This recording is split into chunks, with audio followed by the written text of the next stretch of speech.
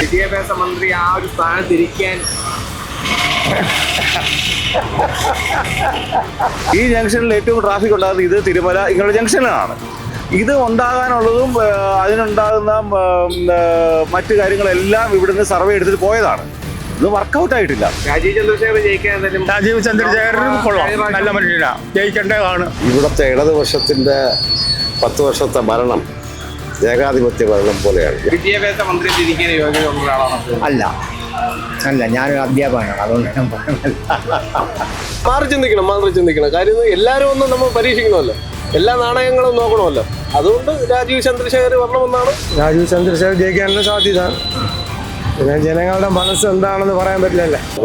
ഞാൻ അതുമായിട്ട് ബന്ധമുള്ള ഒരു പാർട്ടി അല്ലെങ്കിലും രാജീവ് ചന്ദ്രശേഖറിന് സാധ്യത ഉണ്ട്. അപ്പോൾ ഒരു 70% സാധ്യത. കാരണം എൻ്റെ കൂടെ സഹകരിക്കുന്നവർ വ്യത്യസ്ത പാർട്ടിയിലുള്ളവരാണെങ്കിലും ഇവിടുത്തെ ഇടതുപക്ഷത്തിൻ്റെ 10 വർഷത്തെ ഭരണം ഏകാധിപത്യ ഭരണം പോലെയാണ്. ഞാൻ ഇടതുപക്ഷ ചിന്താധികാരനാണ്, പാർട്ടി മെമ്പറായിരുന്നു, അല്ല രാജീവ്. അത് പ്രവർത്തിക്കുന്നില്ല. പിന്നെ അപ്പോൾ അതുകൊണ്ട് ഇവിടെ ഈ നിയമമണ്ഡലത്തിൽ രാജീവ് ചന്ദ്രശേഖറിന് സാധ്യതയുണ്ട്. ഇവിടെ നമ്മുടെ വട്ടിയൂർക്കാവിലാണെങ്കിൽ VK പ്രശാന്തിന് സാധ്യതയുണ്ട്. ജയിക്കുമെന്നുള്ളതാണ് വ്യക്തിപരമായിട്ട് താങ്കളുടെ അഭിപ്രായം? എനിക്ക് ഇപ്പോൾ ഇന്നത്തെ സാഹചര്യത്തിൽ ഇപ്പോൾ പറയാൻ പറ്റില്ല, പറയാൻ യാതൊരു നിവൃത്തിയില്ല. പിന്നെ വേറൊരു കാര്യം പറയുന്നത് വെച്ചാൽ ഇപ്പോൾ ഇടതുപക്ഷം ഭരിക്കുന്ന ഏക സംസ്ഥാനമാണ് ഈ 30 നമ്മുടെ ഇന്ത്യയിൽ കേരളം മാത്രമേ ഉള്ളൂ. അപ്പോൾ ഈ ഇടതുപക്ഷം ഭരിക്കുന്നത് കൊണ്ടാണ് കേന്ദ്രം ഇപ്പോൾ സാമ്പത്തികമായി ഞെരുക്കണമെന്ന് പറയും. അപ്പോൾ ഇനി ഇടതുപക്ഷം വന്നാൽ കേന്ദ്രം ഞെരുക്കുമോ എന്ന് എങ്ങനെ അറിയുന്നത്?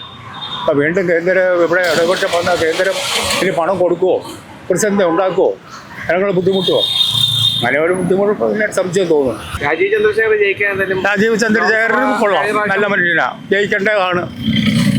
രാജീവ് അതിന് കഴിഞ്ഞ ലോക്സഭ ഇലക്ഷനിൽ നല്ല വോട്ട് പിടിച്ചതാണ്, പ്രതീക്ഷയുണ്ട്. നിയമസഭ ഇലക്ഷൻ ഈ ഇലക്ഷനിൽ ആര് ജയിക്കുമെന്നുള്ളൊരു വ്യക്തിപരമായിട്ട് താങ്കളുടെ അഭിപ്രായം? ഇവിടെ രാജീവ് ചന്ദ്രശേഖറാണ് സാധ്യത, ജനറലായിട്ട് UDF ആണ് സാധ്യത.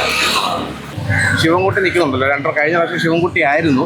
അപ്പം പുള്ളിയുടെ വിജയ സാധ്യത? ശിവൻകുട്ടിക്ക് ചെറിയതായിട്ടുള്ള ചെറിയ പ്രശ്നങ്ങളൊക്കെ ആളുകൾ പറയും. വിദ്യാഭ്യാസ മന്ത്രി തിരിക്കാൻ യോഗ്യതയുള്ള ഒരാളാണ്?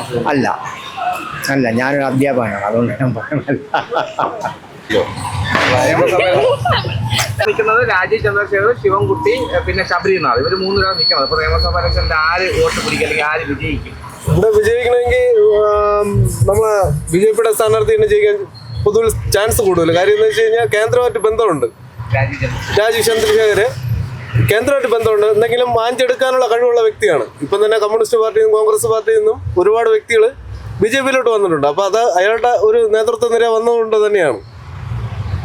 അപ്പം രാജീവ് ചന്ദ്രശേഖരനെ ജയിക്കും. ഈ കഴിഞ്ഞ മന്ത്രിയായിരുന്നല്ലോ ശിവൻകുട്ടി, പൊതുവെ വികസന പ്രവർത്തനങ്ങൾ മന്ദഗതിയായിരുന്നാലും ഇലക്ഷൻ സമയമായപ്പോൾ എല്ലായിടത്തും നല്ല രീതിയിലുള്ള പ്രവർത്തനം കാഴ്ചവെച്ചിട്ടുണ്ട്. എങ്കിൽ തന്നെയും വിദ്യാഭ്യാസ മേഖല വെച്ച് നോക്കുമ്പോൾ അദ്ദേഹത്തിന് വിദ്യാഭ്യാസം വളരെ പുറകിലോട്ടാണ്. പക്ഷേ എൻ്റെ ഒരു അഭിപ്രായം വെച്ച് ഞാൻ ഒരു പാർട്ടി നേതൃത്വത്തിലുള്ള ആളല്ല, എന്നാൽ പോലും ഞാൻ പറയുന്നത് രാജീവ് ചന്ദ്രശേഖർ വരാൻ ചാൻസ് കൂടുതലാണ്. മാറി ചിന്തിക്കണം. കാര്യം എല്ലാവരും ഒന്നും നമ്മൾ പരീക്ഷിക്കണമല്ലോ, എല്ലാ നാണയങ്ങളും നോക്കണമല്ലോ. അതുകൊണ്ട് രാജീവ് ചന്ദ്രശേഖർ വരണമെന്നാണ് നമ്മുടെ ഒരു അഭിപ്രായം. നിയമസഭ ഇലക്ഷൻ നടക്കുകയാണല്ലോ, രാജീവ് ചന്ദ്രശേഖർ, അതുപോലെ ശിവൻകുട്ടി, പിന്നെ ശബരിനാഥ്, ഇവരിൽ ആർക്കാണ് വിജയ സാധ്യത? വിജയസാധ്യത ഇപ്പോൾ ഈ മറ്റുള്ള ഇതൊക്കെ വെച്ച് നോക്കുകയാണെങ്കിൽ, കൗൺസിൽ ഇലക്ഷനെ മറ്റേതൊക്കെ നോക്കുകയാണെങ്കിൽ ചന്ദ്രശേഖരന് ഒരു ഇതുണ്ട്. പിന്നെ ഇനി എന്തായി വരുമെന്നൊന്നും പറയാൻ പറ്റില്ല. നിലവിലുള്ള 3 ഇലക്ഷന് വെച്ചിട്ട് നമുക്ക് വിലയിരുത്താൻ പറ്റുള്ളൂ. അപ്പോൾ അതിൽ കഴിഞ്ഞ തവണ UDFിനുണ്ടായിരുന്ന സ്ഥാനാർത്ഥി മുരളീധരനായിരുന്നു. അപ്പം ആ ഒരു അഡ്വാൻറ്റേജ് UDF ഇപ്പോൾ കിട്ടത്തില്ല. പിന്നെ വന്നത് മറ്റ് ഇലക്ഷനിൽ വെച്ച് നോക്കുകയാണെങ്കിലും പാർലമെൻറ്റ് ഇലക്ഷനിൽ ഇവിടെ ഒരു MP ഉണ്ടാകാത്തത് തീരദേശത്തെ വോട്ടിൻ്റെ ഒരു പാറ്റേൺ വെച്ചിട്ടാണ്.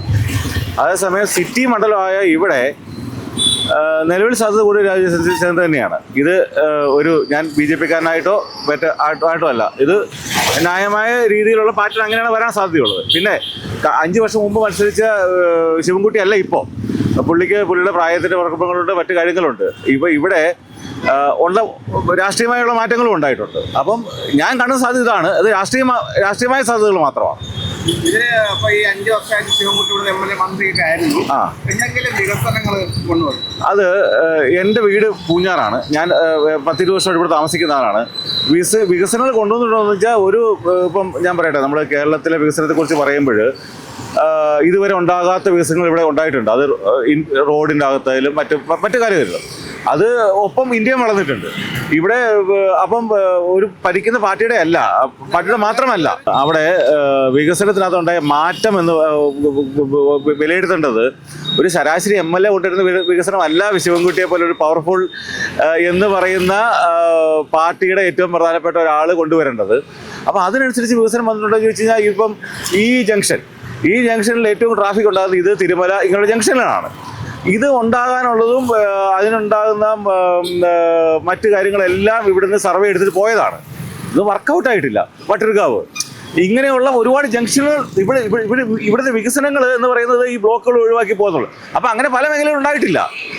ഞാൻ അതാണ് പറഞ്ഞത്, മാറ്റം വരും. അപ്പം പിന്നെ വോട്ടിംഗ് പാറ്റേൺ നോക്കിക്കഴിഞ്ഞാൽ BJPക്കാണ് സാധ്യത കൂടുതൽ. രാജ്യചന്ദ്രശേഖർ വന്നു കഴിഞ്ഞാൽ ഇവിടെ ഒരു മാറ്റം ഉറപ്പായും വരും. BJP കേന്ദ്രത്തിലുള്ളോ? അത് BJP കേന്ദ്രത്തിലുള്ളതുകൊണ്ട് മാത്രമല്ല, BJPക്ക് ഇവിടെ വളരുന്നത് ആവശ്യമുള്ളത് കൊണ്ട് വരാം. കാരണം എന്തായാലും രാജീവ് ശങ്കർ ചെറിയൊരാളല്ല. അപ്പം ഇവിടെ എന്തായാലും ഇവിടെ എൻ്റെ ഒരു അഭിപ്രായത്തിൽ BJPക്ക് ഒന്നിലധികം അല്ലെങ്കിൽ അത്യാവശ്യം സംഖ്യകൾ കിട്ടാൻ സാധ്യതയുള്ളൊരു സ്ഥലമാണത്. പാറ്റേൺ മാറി. ഈ രാഷ്ട്രീയ പാർട്ടികൾ ഈ പാറ്റേൺ മാറി കാര്യം അംഗീകരിക്കില്ല. അഥവാ നമ്മൾ പറഞ്ഞാൽ അവർ നമ്മളെ ചീത്ത വിളിക്കുകയും ചെയ്യും, നമ്മളൊരു പാർട്ടിയുടെ ആളാക്കി വെക്കുകയും ചെയ്യും. അപ്പോൾ സ്വാഭാവികമായിട്ടും ഈ മാറ്റം ഉണ്ടാകുന്നത് അവരവിടെ നിന്ന് തരുന്നതിൻ്റെ അല്ല. അത് ഈ നിയമസഭാ ഇലക്ഷനിൽ 3 പാർട്ടികളുണ്ട്. രാജീവ് ചന്ദ്രശേഖർ, ശിവൻകുട്ടി, അതുപോലെ ശബരിനാഥ്. ആര് ജയിക്കും? രാജീവ് ചന്ദ്രശേഖർ ജയിക്കാനാണ്. അതെ, രാജീവ് ചന്ദ്രശേഖർ ജയിക്കാനുള്ള സാധ്യത. പിന്നെ ജനങ്ങളുടെ മനസ്സ് എന്താണെന്ന് പറയാൻ പറ്റില്ലല്ലേ. മൊത്തത്തിൽ ഉള്ളത് വെച്ച് നോക്കുമ്പോൾ BJP സാധ്യത ഉണ്ടോ? BJP സാധ്യത ഉണ്ട്. ഈ ശിവൻകുട്ടി ഇത്രയും നിന്നിട്ട് എന്തെങ്കിലും ഒരു വികസന കാര്യങ്ങളോ അങ്ങനെ എന്തെങ്കിലും കൊണ്ടുവന്നു? അങ്ങനെയൊന്നും ചെയ്തിട്ടൊന്നുമില്ല. വിദ്യാഭ്യാസ മന്ത്രി ആ ഒരു സ്ഥാനത്തിരിക്കാൻ